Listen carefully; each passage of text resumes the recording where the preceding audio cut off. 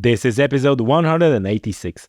I'm Tommy Serafinsky, and you're listening to the Conservation and Science podcast, where we take a deep dive into topics of ecology, conservation, and human-wildlife interactions. And in case you're new here, I always strive to bring you diverse perspectives on every environmental story, examining their ecological, social, and political dimensions. And today's episode is a little bit different, and it builds on top of a series of episodes, of a number of episodes related to farming. And I know that I have a lot of new listeners who are farmers. If you're one of them, welcome on board. It's great to have you on board in the Conservation and Science podcast, because farmers, in my opinion, are key for the conservation and for stopping the biodiversity loss. And in fairness, they do the bulk, or at least can do the bulk work for conservation. So anyway, today we are going to talk about seeds, and more specifically about gene editing seeds. This is a topic that interested me for quite a while, and I think this is very interesting for farmers as well as for all the people who are thinking how we going to cope as a society, as a civilization even, with a changing climate. And whether gene editing is the answer to that, you will have the better idea after listening to this episode. Our guest today is Ido Margalit, who is the co-founder and CEO of the company called BetterSeeds Limited. The link is in the description of the show. As always, all the links are in the description of the show. And BetterSeeds is focusing on using gene editing, specifically the CRISPR technology, for designing crops. Ooh, evil.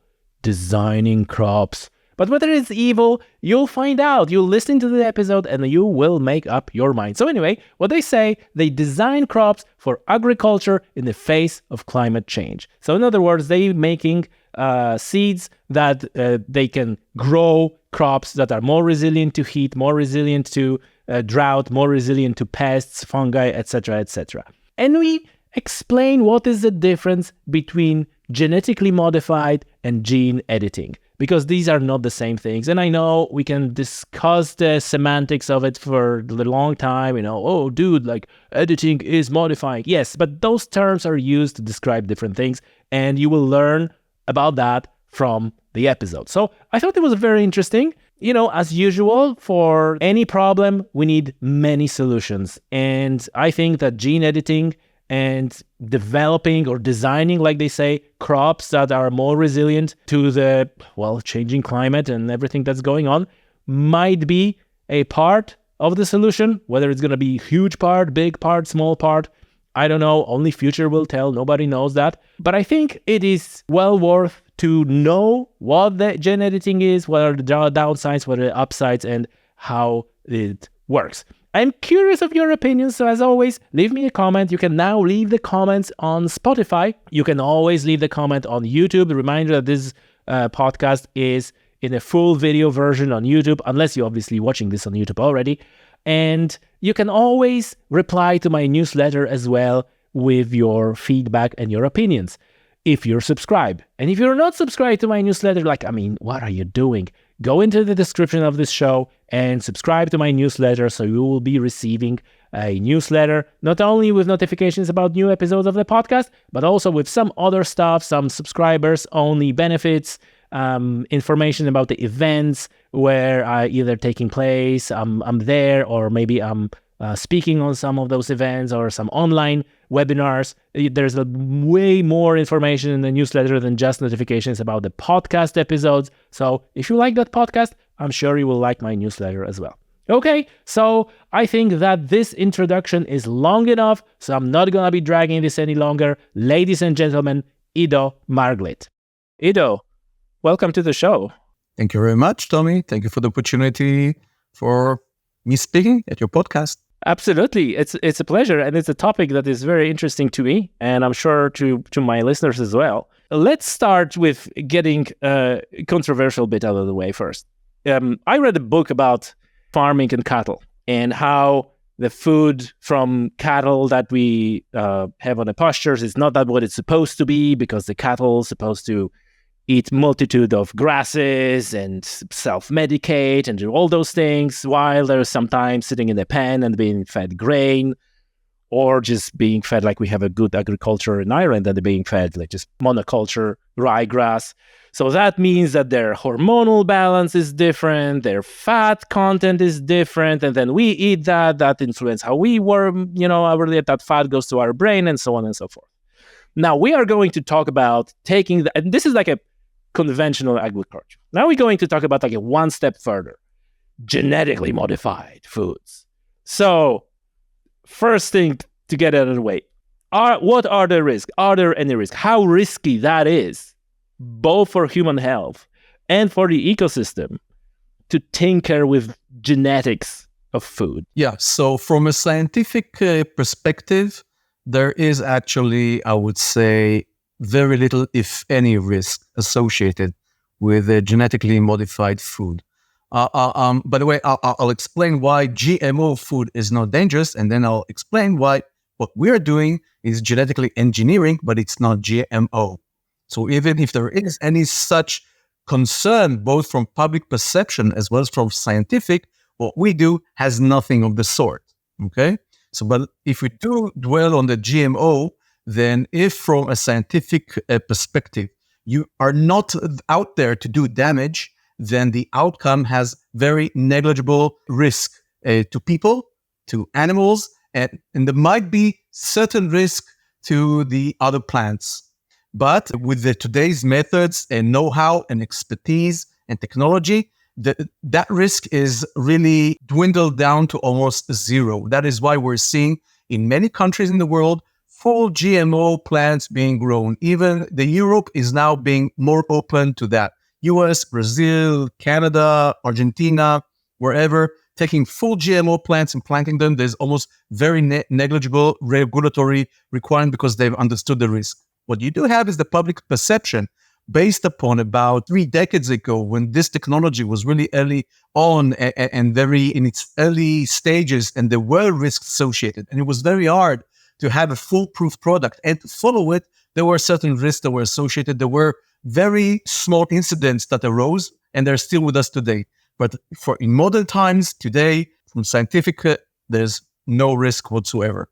Now, what we do is not consider GMO. We use CRISPR technology. We do gene editing. We are genetically engineering the plants, but GMO means a plant with a foreign genetic material in it. What we do using CRISPR, we silence existing genes. We don't introduce foreign genetic material. So if you look at the plants that we sell and you look for foreign genetic material, whereas with the GMO, you will immediately recognize the GMO plant with ours. You will not tell apart my plant from a conventional plant. So you mentioned gene editing and CRISPR. Would you mind to decipher that for, in a lay person terms, what that is and how you even edit genes in a plant or in a seed? So in 2012, US-based scientific groups in Harvard, MIT, and Berkeley, 2 separate ones, discovered that a certain protein from bacteria can specifically cut the DNA at a predetermined spot. And they were able to apply that protein and make it work on animal, human, and plant cells. What that means is that protein, you add to it a guide, by the way, which is based on an RNA, which has the coordinates in the DNA to that certain area that you want to cut. And that protein, which is called Cas or Cas9, so it's called CRISPR-Cas9. CRISPR is an acronym, which I even don't remember accurately, but it's a very long acronym.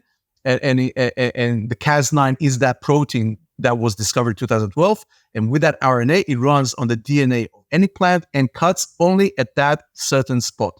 That cutting of that gene at that spot silences the expression of that gene. Now, for clinical human applications, you can understand that, let's say, if someone is positive for a gene that would express a cancer, let's say for a woman, ovary cancer, today the only solution that many women do is a prophylactic measure whereby they remove the ovaries because they know they have the gene that eventually this cancer will be expressed. Using CRISPR-Cas9 technology now, you can cut that gene and silence it, and that cancer will not appear. And we apply it in the same manner in plants. There are certain molecules that are in the plant that once you remove their expression, you get a positive trait. For example, there's a certain fungus that attacks plants. In order for it to attack a plant, it has to see a protein. We know the gene that encodes for the expression of that protein. You cut out that gene, that protein is no longer expressed. The fungus does not see the protein. It does not attack the plant. You have now made the plant resistant to that fungus. And when we say cutting, we don't mean, the DNA is made out of billions of molecules of nucleotides. You don't need to cut huge segments. It's enough to cut from those billions of nucleotides, 2 to 3 nucleotides. Well, those billions of billions to get that achievement. That is why I indicated that if you take a conventional plant versus a gene-edited plant, and gene-edit means you edit the gene, you take out that segment, how can you decipher from billions of nucleotides, 2 to 3 nucleotides? You can't tell it apart. It's impossible. But then you can't tell because it doesn't have a protein, like in your example. So how the whole process looks like to ensure there are no other impacts of that protein missing, because that protein in the plant might not be only, and I understand there is a certain randomness to how the plants and other things, but that protein may be needed for something else. So how do you ensure that, I have a plant that is resistant to fungus, but then this, and this is happening because it doesn't have a protein that was required downstream? How that process looks like to ensure you're not gonna... Here's the wonderful thing about plants. If you did an error and that molecule is essential and that plant dies, you ask, Mother Nature an excuse, you beg forgiveness, and then you do something else. With humans and animals, that's a totally different ethical question. With plants, there's no such ethical question.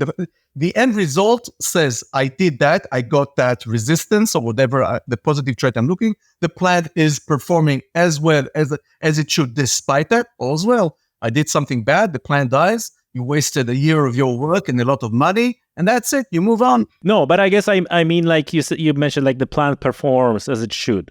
So I guess this is what I'm asking, like what is the process, or what are the measures to ensure that plant, quote unquote, performs, and that goes also for its nutritional value, et cetera, because I guess this is a very complex system. You get the answer. Whatever is important to the one consuming or using the plant is still there. That's it. So I took out that protein that now the plant is resistant to the fungus. And let's say it was a tomato plant. So I'm still getting very nice, red, tasty tomatoes. I'm still getting the same yield. It still grows, let's say it's in the summer, in really hot season. It still consumes the same amount of water. Fine. I'm as a farmer, I'm happy with it. I have both. I'm still getting the same tomato I can sell. I'm getting this fungus resistant. The environment is not in danger. Everything is good. I don't need to apply pesticides anymore. I'm happy. So this is what I'm saying. Can you walk us through the process of figuring out if the plant is, like you said, because I presume like a taste is only one thing, but then there are aspects like a long time exposure to whatever foods produced from that, the biodiversity and so on. So I presume that is a lengthy and complicated process to sign off, let's say, on the modification of a plant that goes from the seed. Many of the traits, specifically about us, many of the traits we use, they're traits that already exist. They're already out there. Either there were naturally occurring mutants that were discovered by other breeders, or they were created by big companies decades ago, and everybody knows that they do what they do and there's no danger to anything. New gene discovery, meaning I'm now looking for something specific and new that wasn't there, and which gene can create that trait. Well, it's a very long and very expensive process. And during that time, before we introduce into commercial material, you provide the necessary answers so that by editing that gene, you do reduce the expression of that specific molecule that you don't want. You do get the positive trait, and the plant performs well, and there's no harm done, not to the plant, nor is there any danger to the environment or to neighboring plants or non-target species. So all those answers are provided prior to commercially introducing those traits. By the way, this is the process of discovery, and this is also part of the requirements of the regulatory authorities. How long does it go from start to finish? If you're, because I presume this is all starts with the idea, like you look at the plant genome. I presume there's many people that say, okay, we can make a plant resistant to fungus or with higher heat tolerance, which is something that you're very big on, the making plants that are resistant to climate change issues. And then so how long that process takes from the moment where you spot the opportunity to then testing, to then making sure it's safe, to biodiversity, regular. Are we talking years? Are we talking months? So let's divide it into two parts. Let's do the first part, which is the scientific part of discovering the gene that you need to edit in order to confer the positive trait. That has not changed. For the same technology of GMO conventional breeding, if you don't know what you're looking for, that's where the most money. So gene discovery is a very high risk, very tedious, very lengthy, a very expensive process. It does not change with gene editing. Now, it can take, by the way, decades to find a new gene. On average, most of the companies spend about a decade developing a new gene. They work, as you can imagine, on hundreds of possible targets, and it slowly gets narrowed to one specific possible gene target. And I can tell you that most of the seed companies are very happy if they have one or two new gene discoveries once in a decade, meaning that they're commercially viable and they're commercially profitable. There's actually that they can do. The fact that, okay, I found a gene target, it actually works very nice, but nobody really wants it, then who cares? Yeah. So not for a scientific purpose, I mean for a commercial purpose. 1 to 2 newly discovered genes in a decade, everybody will be happy. That is that difficult and that expensive. We're talking about billions upon billions upon billions spent by each of the multinational seed companies in doing that discovery for that one single gene. Now, assuming that you know the gene target that you have to edit, here's where gene editing shows its strength. In the past, with conventional breeding, you would need to invest years in order to integrate that trait into your specific variety. With the gene editing, assuming that you know how to edit that specific crop, you can get it under a year with high certainty. So instead of, let's say, 7 to 10 years of doing conventional breeding, crossing the female and male plants together, doing one season testing, another season, and it's always trial and error, until the very end. You don't know if you succeeded. With gene editing, if you know the gene target and you know that by editing, you get the phenotype, the trait that you want, under a year and with very high certainty. And that's the beauty of gene editing. I heard that it was watching a program some time ago there, that you mentioned that farmers for generations were doing exactly what you said. They were just mixing the variety of seeds and so on. And that the uncertainty and the opportunity for error were much higher than with precise technology, like you're saying, like with the gene editing, and you can have a much more precise intervention. You mean like a scientific, also work in the scientific? Are you folks have a relation like with scientific institutions, or you're just basically receiving what they already have, or do you have like a scientific department yourselves? How does that work? Well, we do have a scientific department for ourselves, but we don't conduct gene discovery. Only the multinational companies can do gene discovery. As I indicated, it takes years and tens, if not hundreds of millions of dollars to develop one specific trait. Not something that we're able to do. Of course, research institutes have those grants and money and time to develop it. So we work in two methods. First of all, we look for traits that already, as I indicated, conventional traits, naturally occurring mutations in the DNA that were found in one crop, but were never found in another crop. So we just copy paste. We know, okay, so in corn, gene number 9 was a naturally occurring mutation, happened, and now it's resistant to drought. Just throwing out an example. Okay, we have a problem with cucumber. There's not enough water, we need it. Does gene number 9 in corn exist in cucumber? Yes, it does. Let's gene edit it. So, and of course, since most plants are more or less pretty much similar, from a scientific perspective, there's a high chance that mutation that we will synthetically create under 1 year in cucumber, whereas it took, decades of of, as I indicated, decades of non-intentional mutation to happen and to be found. We do it under 1 year. And in most cases, again, biology, there's never 100%, you will get the same drought resistance. So this is how we work. So we search for mutations that occurred and were found and were commercialized in crops in a conventional, naturally occurring manner. And we create them on purpose, very synthetically and accurately in our crop of target. That's one thing that we do.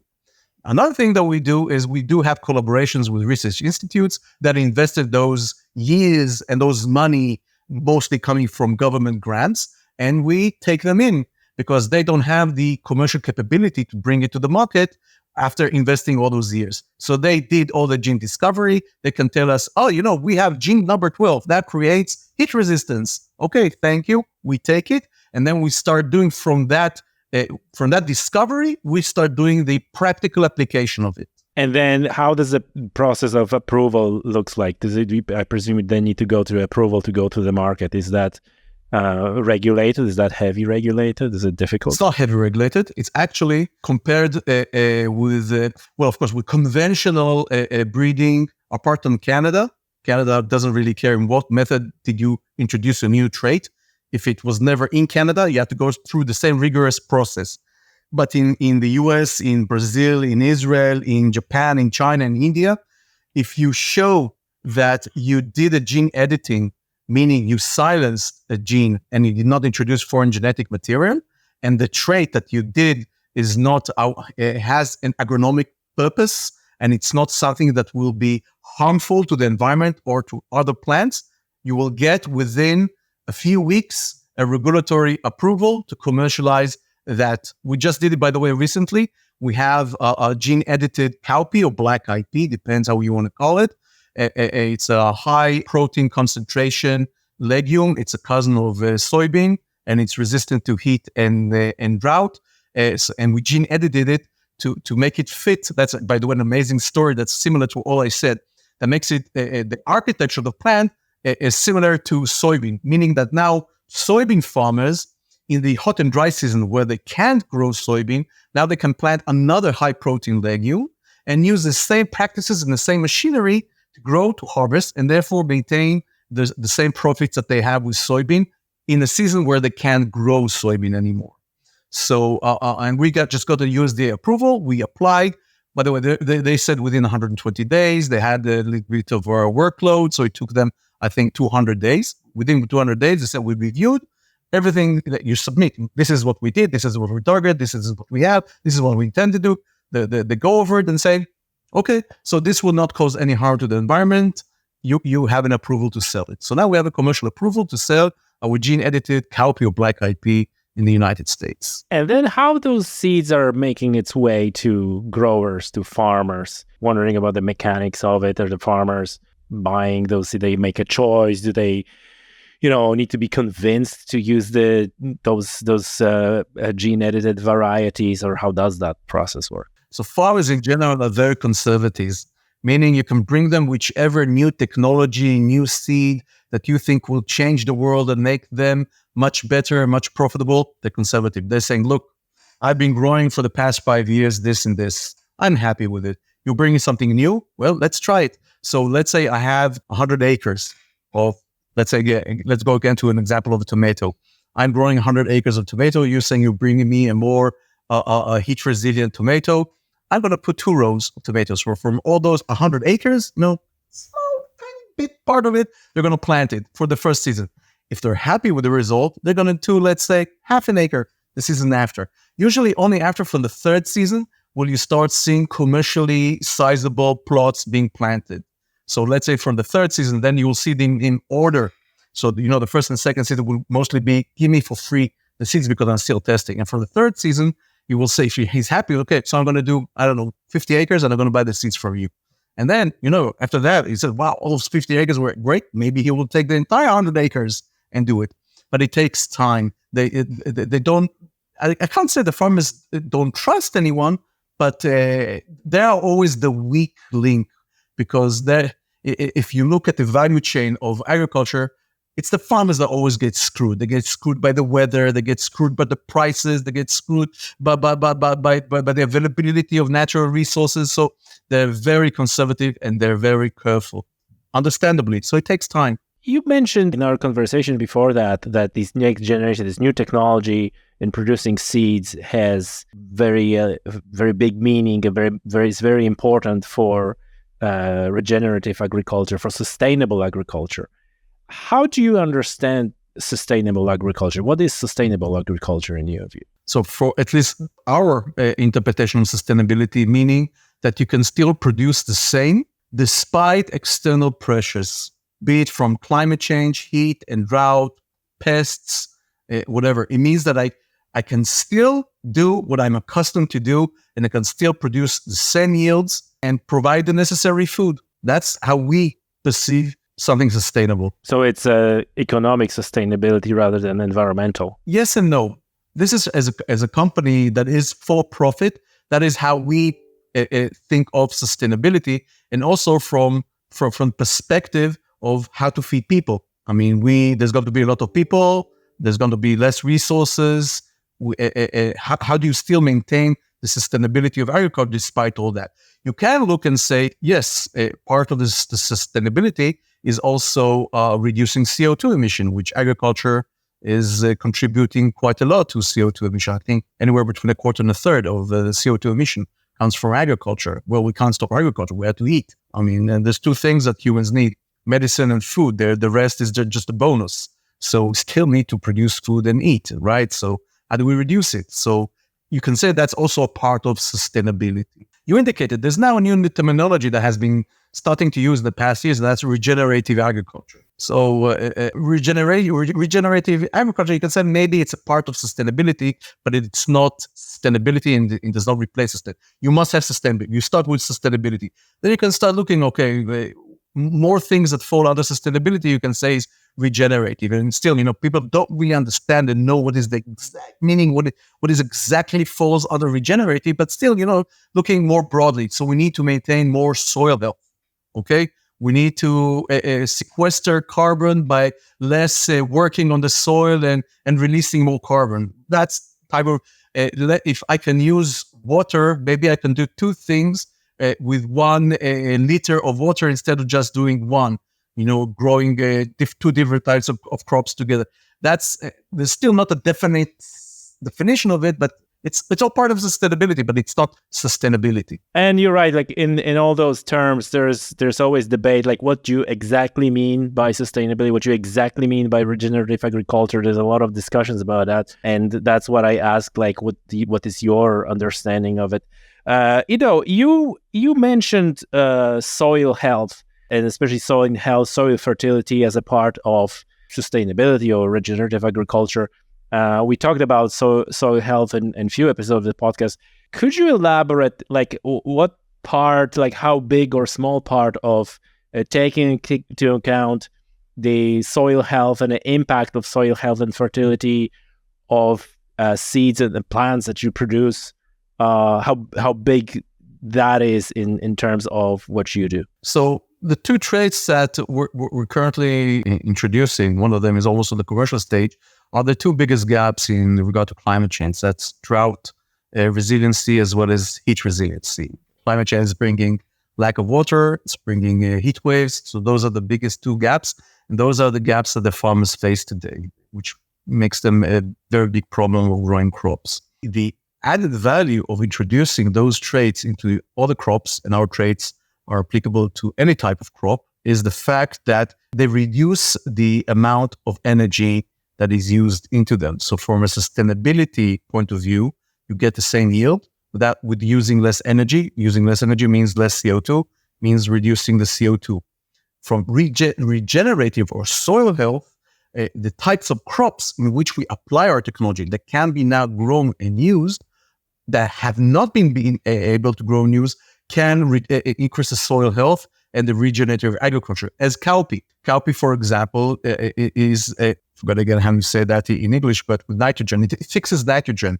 So when you grow cowpea, you have more nitrogen in the ground, meaning now it's more fertile. You don't need to work too much on the crop meaning that you disturb the groundlets. It's a very it doesn't need a lot of fertilizer. It needs very little, so you don't need to contaminate. I don't know would like to use the word, but let's say contaminate the field with a lot of fertilizers, like with other crops. So by us enabling the use of cowpea as an industrial crop for protein source, we do encourage more regenerative agriculture and more soil. Do you think soil fertility is a big and growing problem in agriculture across the world? I think, again, from a scientific perspective and not as an environmentalist, I'm not an environmentalist. I think currently this is not the number one burning issue, because soil health and fertility can be solved synthetically. But if a plant in the field and let's say that water is not even a problem, okay?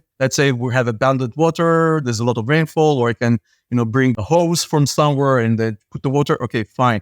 But if it's 40 degrees Celsius outside and the plant cannot grow in over 30 degrees, that's it. There's nothing you can do. Soil health, I can buy chemicals. Regenerative, I can find maybe some method. Water, I can find a water source, maybe. And that's only in Western countries. And drought is super problem, because if you water everything using irrigation, that's it. It's going to be uneconomical, and there's not enough water to do it. Okay, but hypothetically speaking, water, because I can synthetically play with the water, I can't do anything with temperature. I can't bring air conditioners. What do? It's 40 degrees. That's it. It's dead. So from that perspective, this is, I would say, the immediate need. We have to create crops that can withstand climate change. The rest is important. It's not urgent at the moment. Well, that's an interesting perspective. Obviously, I wouldn't be myself if I didn't mention that getting external artificial fertilizers is precisely the problem with the soil that is getting more and more depleted and compacted and so on. But you're right, climate change. So I presume what you're saying, climate change is where you see the biggest problem and the biggest risk for the agriculture. Would that be correct? Exactly. We're seeing full industries collapsing because of drought. We're seeing full industries collapsing because of heat. We're already seeing that happen. We're not seeing full industries collapsing because of soil health. Soil health is important. Regenerative is important. Sequestering carbon in agricultural soil is important. But if we have to feed people and we don't want huge starvation to happen all over the world within, I don't want to be alarming, but let's say within the next decade, if we don't have plants that can withstand the changing climate, it won't help us. Can you now elaborate on the traits of those plants? Give us a few examples of the plants, in terms of water usage or heat tolerance, compared to, let's call them traditional plants. Yeah. So specifically in regard to the two traits for climate change, the heat resiliency as well as the drought resiliency, they're based upon one gene. That is, by the way, also the very uniqueness. Most of the traits being developed or tried to be developed are usually multiplex genes, which create a lot of hardships, a lot of challenges technically, and also from phenotypically for the plant, because as you indicated, you might fiddle with something and then you will have an effect somewhere else. The less you fiddle, the high chances there won't be any penalty by the plant. So the fact that we're currently focusing on one single gene means that there's very little penalty that we're paying. So with our traits, there's no penalty in regard to yield. Okay, so that's something that most of the other solutions have not brought. Another fact is that, let's say, the gene for drought, which I would say is the most advanced of the two, is a drought resiliency. And that gene plays around with the, again, I'm not a scientist, I might say things wrong, I hope people won't laugh at me, but you have you will hear. If you say something wrong, you will hear in the comments. Yeah, I'm sure. So you have the stomata, you have the openings in the leaf that they close and they open, and when they open, of course, the plant dehydrates, it loses water, and when they close, it doesn't, but it regulates the heat in that manner. So that trait plays around with the stomatas, in the meaning that it loses less water, and therefore you need to water it much less, but you then get a penalty in yield because maybe the plant overheats. So this is a very unique trait, and you can reduce watering by 70%. By the way, there is no similar trait in the market, which is why this trait is creating quite a lot of interest from many other companies that are looking urgently for a solution for drought resiliency in their crops. Okay, so we have this ROP9 that does that. We have another gene, and by the way, this is a collaboration between us and Tel Aviv University. So this to discover and to develop and to prove that this trait works, as I indicated, takes years and a lot of money. It does not happen overnight. So this is a collaboration with Tel Aviv University. They have the researchers there. They invested years in it. And by the way, this was also published in PNAS. It's a leading scientific paper. And if you know Nature, that scientific, it's more or less on the same level. So it's a really important discovery, and it works, as far as we can see, very well. And up to now, it has proven itself on tomatoes. But that same gene exists in all the crops. And we believe, as I indicated, from a scientific perspective, you should get the same result in everything. Right now, what we're doing is checking that, okay, let's see, does it work on soy? Does it work on maize? Does it work on cucumbers? We're doing the work on additional crops. But we're pretty sure that we will get the same phenotype, meaning resiliency to drought without penalty of yield, without any negative effect on the plant that we also discussed at the beginning of the discussion. Then we have also ATR7. ATR7 is also a trait for heat resiliency. By the way, there's no effective heat resiliency trait in the market either. And this is also one single gene. By the way, this was a collaboration with a Bulgarian research institute called CPSDB. They spent years in discovering it. And as indicated, then we did a collaboration whereby we're taking it and we're doing the practical work with it. And that again shows that stresses created by heat can be managed, and therefore the plant will operate as normally as possible despite increasing heat. How do you finding these universities, these discoveries? You have a part of your operations is basically going through the latest research and finding, or whether these scientists they're actively looking for people like you to implement and kind of operationalize, if you like, their discoveries. So first and foremost, you have to know what you're looking for. If you don't know what you're looking for, then you'll never find it. So we put it as one of our most important goals years ago for bringing climate resiliency solutions to the farmers. Believe it or not, we formed the company 7 years ago, and we talked to investors and we said climate change is so far. It's decades away. Who cares about it? It's not interesting. And that is why you can see that even the large companies, the large multinational seed companies, they don't have any solution, because only in the past 2 years, people have realized that, climate change is here. Drought and heat are here. We have to find solutions. As indicated, it takes years. So they're well behind us. And we were looking years ago for solutions, either, as I indicated, let's look for something that exists in something else, let's put it, maybe we do something, or let's look at other research groups that exist and they do the work and they're advanced, and we can collaborate with them and take it from there. So that is how we've been fortunate, identifying the need, looking for existing solutions that there's research groups working on it, and then connecting with them. That's surprising what you said, that not long ago, even people didn't want to do anything on climate, on making plants resilient to climate change. I worked at such a large multinational seed company, and I can tell you that this was not the first priority. But you see this is changing now? Oh, of course. Now everybody's talking about it. This is the most burning issue.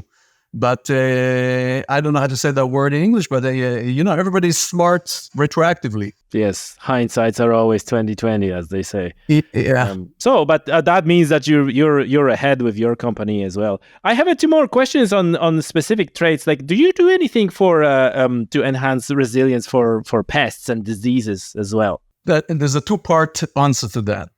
So the 2-part is that this is not our current major focus, because for us, the major focus is for climate resiliency.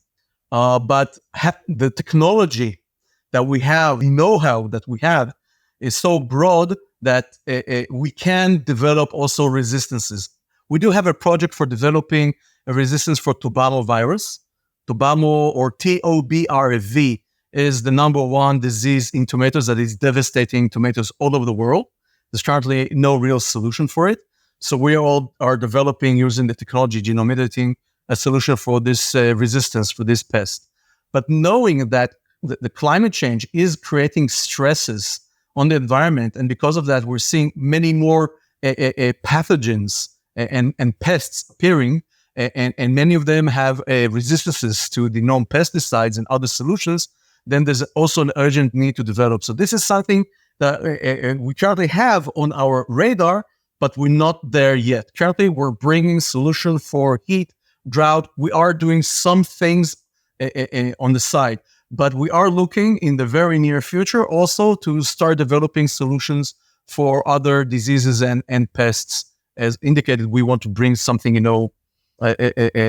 complete for all the hardships regarding climate change. And the example would be, like you mentioned on top of the show, the resistance to fungus, for example. So this is like more of a what's possible. So maybe to stay in a vein of what's possible, not necessarily what you're doing. I read in the materials on your website also about minimizing carbon emission, enabling automated harvesting, and so on. So regardless whether you do these things at the moment or not, and you can speak to that, what are the traits? Like I just find it hard to imagine how would the gene editing in the plant seed would minimize carbon emissions or enabled automated harvesting. I guess it's an easier, but I would like to hear from you. So it does.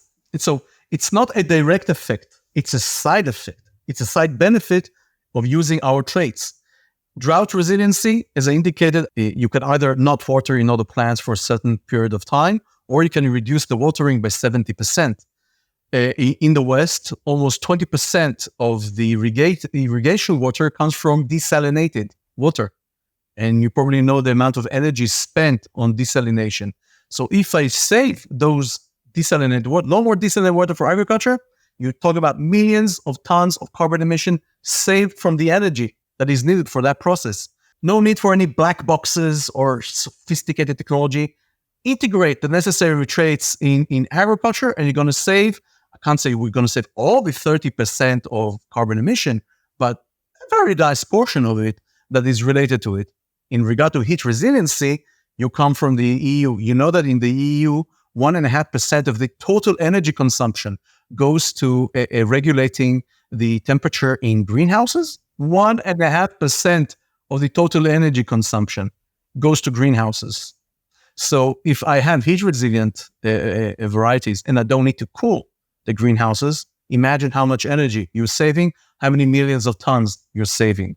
So there's a dual benefit to our traits. The farmers can operate despite climate change and bring the same yields and help feed the world. And the environment is enjoying their decrease in carbon emission because decreasing energy invested. That's interesting.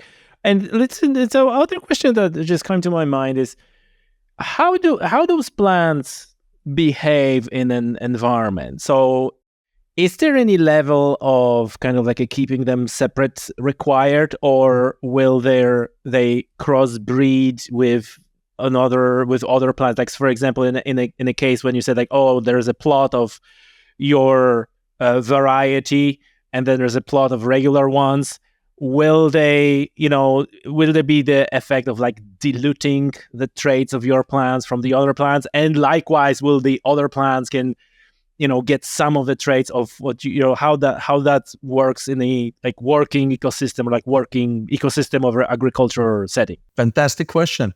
So because gene editing is recognized as having very low risk, what the regulatory authorities are saying all over the world, including the new European directive for using genome editing technology, they call it NBT, new breeding technology.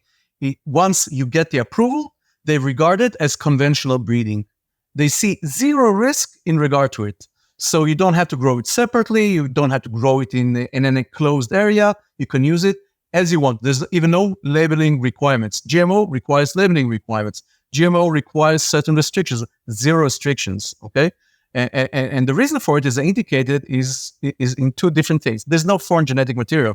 Let's say for having BT-ready crops, the BT is the toxin that kills, I think, the beetle that eats the crops. So it's a toxin. But I might say something that is incorrect, so I might be corrected. I think that a gene comes from a bacteria that expresses that toxin. So it's a gene from a bacteria that is introduced into the plant, okay? Now, do you want that gene to be integrated into other non-target species? No. But let's say I have this fungus-resistant plant, whereby I took out those free nucleotides and I'm getting that resistance. And then you get that fungus resistance in other plants. Do I care? No, I don't care. And by the way, that resistant is also naturally occurring sometimes. So there's already something like this in the environment. And you can't distinguish when I bring my gene edited versus that naturally occurring thing. And I tell you, come on, Tommy, tell me, which one is a gene edited? I said, well, exactly. That is why it's considered in deregulated and as a conventional a trait once you get the confirmation of commercialization. That's I think these are information that are not widely known, and they're very interesting, especially even like distinguishing like GMO versus what you're doing, like a gene editing. I don't think it's a common knowledge among people who are discussing this. Listen, we're going to be wrapping this up slowly. I just want to just more generally ask you a question, like how it come to be, like how did you started the company, where it started with, because surely it started with your interest in agriculture, and so just briefly how you got to the point where you are right now and you're doing this work. Yeah, so I'm an agronomist. Biotech is my passion. I've worked for many biotech companies, both in pharma and in agtech. And then I worked at Syngenta. You probably know Syngenta. That's a huge European agtech company. At their seeds division, I did their business development work. And also I sat on their technology scouting activity in Israel. And that meant that I was also connected to the technology group in the United States. And that's when CRISPR technology was unveiled. So at the infancy of genome editing, I was already acquainted with this technology, and I understood that this is the future of agriculture. So after leaving Syngenta, a few years later, I decided that I'm going to found my own company, plant genetics company, and its breeding activity will be exclusively based on genome editing. I think that there's very few companies in the world that only exclusively use genome editing for their breeding. We're amongst those few companies, and that is the passion. And having understood that there's climate change is indicator, so we said we want to do two things. We want to bring solutions for climate change, and we want to use genome editing or CRISPR technology to do that. That was my passion. By the way, I'm saying our because the other co-founder, he also worked at that time at Syngenta. He was also part of the technology scouting team. We two co-chaired it. We became friends, acquainted, and having been exposed to the same technologies, and we two came to the same conclusion, and we decided that we will leave Syngenta and form our own company. So this is how we became, and he's a plant geneticist. No, it's and look, this is a very interesting conversation, because like I always say, for any problem, especially like a big world problem and societal problem like climate change, there's no one solution. There's many solutions, and you're presenting like one of the solutions that I feel can often be dismissed as like, oh, biohacking bros trying to hack their way around it. But that's a part of the solution, I think, as well, especially that we know we are already locked in for the substantial climate change. Maybe a little bit on a tangent, like what's your view on the climate change? How this thing's gonna play out? Do you think like it needs to get much worse before it gets better, or do you think that there is a sufficient level of taking that issue seriously right now? What's your views on that? I think we're either at the beginning of it, or we're getting to the major. Well, I would say we're at the beginning of it. We're not even close to seeing the major impact. It's going to get hotter. I don't know if it's going to get colder, if it's going to get a lot hotter. I think if anything will happen, I'm not going to be here even to know that. So I think climate change is here. We can't ignore it. We have to understand that it's not going to get easier. It's going to get harder, and we have to find solutions urgently to solve it. And I wish I could tell you that, it's going to not be nice for 10 years and then it's going to get much better. I don't know that. I don't think most scientists even can say that. Will it get much, much, much, much, much worse? I don't know, but I know that it is going to get even worse than it is now. maybe, just 1 degree Celsius worse. And you can say, okay, 1 Celsius degree is okay, but maybe us humans can somehow find a solution for it. But the plants outside, a difference within 1 Celsius can mean that plant can pollinate itself, or it cannot pollinate itself. Or the pollinators for the plants that don't pollinate, the plants that rely on pollinators. That's again like an environmental impact on it. It's maybe you can gene edit plants so they can pollinate themselves. Would it be possible? There are such solutions. There are, by the way. Oh, really? Yes. Oh, not okay. on everything, but yes, we're seeing such solutions coming and being introduced, and we'll slowly see them in the market. Not everything can be done so, but yes, we are. So that gene editing has opened a whole world of opportunity for everybody on traits that were not accessible. People knew that they were achievable. Scientists knew that more or less how to do it, but the technology and the know-how of how to do it effectively and cheaply and quickly, it was not there. And CRISPR opened that doorway. What would you say to farmers who are listening to this now and they go like, you know what? I would like to try that. I would like to have my little plot for a trial. Like, what should they do? I would say first and foremost, don't be afraid of genome editing. It's a highly safe technology. Products that have been genome edited and introduced are very safe. You can use them. You can ignore whichever concern that you have in regard to that use of that technology. That's what I would say. About a product such as ours that are coming, farmers are more than welcome to contact us and to see whether we can provide them with certain seeds of the crops that we have commercial permission to use, and in their country, of course. So they're more than welcome to reach out. We'll be more than happy to try it with them. And don't be afraid. Genome editing is a solution for our future. And there's a very, very, very, very little risk, if any, to it. Don't be afraid.